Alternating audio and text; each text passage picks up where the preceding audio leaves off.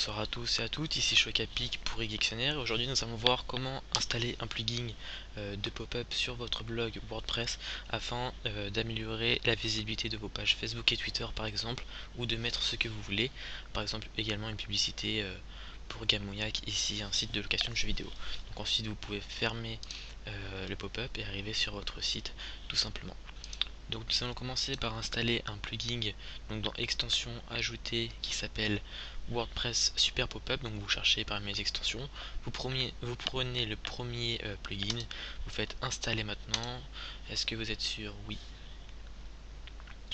Donc voilà, ça charge, une connexion un peu longue. Donc en attendant, nouvelle version de eGictionnaire. Vous pouvez voir qu'ici il y a un diaporama avec les plus gros dossiers, avec un autre slider, une newsletter, si vous voulez être toujours informé des nouveautés du site. Donc voilà, l'extension WP Super Pop-up 09.7 a bien été installée. Donc ici vous allez dans extension installée. On attend encore un petit peu, voilà. Vous cherchez WordPress Super Pop-up qui est ici, vous l'activez.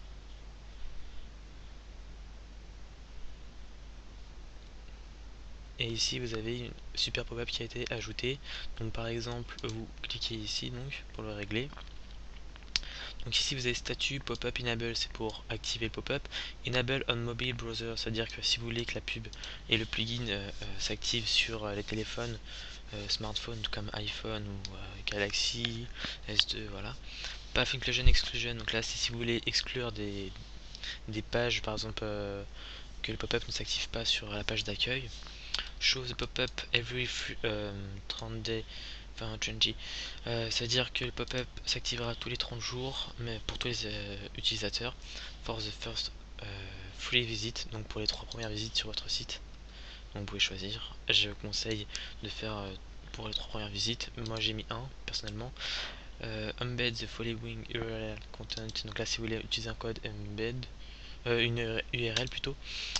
Embed the following within content, donc là c'est comme vous écrivez un article sur WordPress.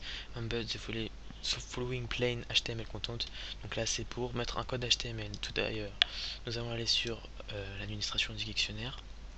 Donc les statistiques sont un peu faussées, hein, ne vous inquiétez pas. On va prendre par exemple le code HTML suivant, nous allons le coller, l'appliquer ici. Ici vous allez pouvoir régler l'opacité de votre plugin au niveau des bordures, donc la taille et la largeur. Donc on va reprendre les mêmes réglages, 575, 600, 575, 600. Donc là je fais quelque chose d'assez rapide, 2700. Close the pop-up when the clicking of the background, donc c'est à dire si on clique autour du pop-up, celui-ci va se refermer. Save, change et reset cookies, donc parce que ça marche avec les cookies, c'est à dire que si la personne nettoie ses cookies, enfin enlève ou supprime ses cookies tous les jours, elle aura toujours le pop-up, donc c'était un peu à éviter. Et donc là par exemple, si je vais par exemple sur on va aller sur Internet Explorer, comme ça j'enlève pas les cookies.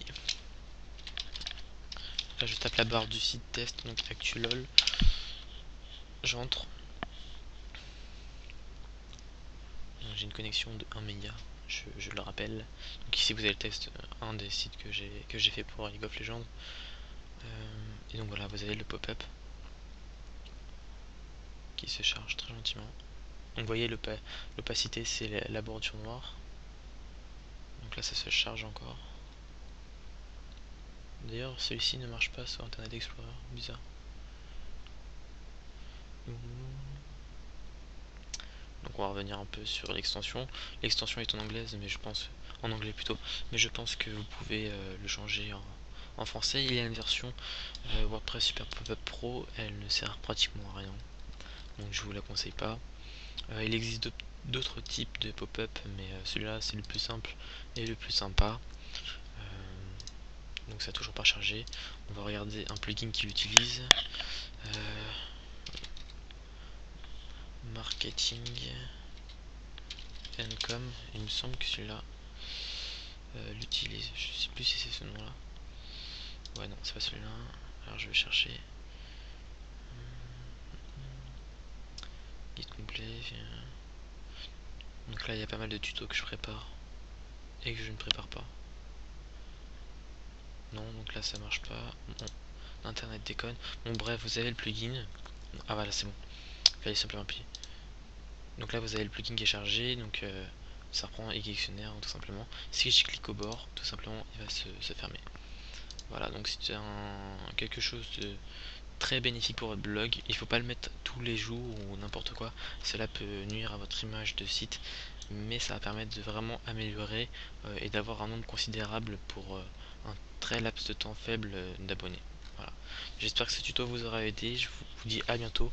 Rendez-vous sur le site igdictionnaire.com, .org.fr ou .net si vous voulez des informations, des dossiers, des tests et des news. Il faut savoir que nous sommes sur la nouvelle version, donc des news très prochainement et des vidéos comme celle-ci. Voilà, à la prochaine. Au revoir.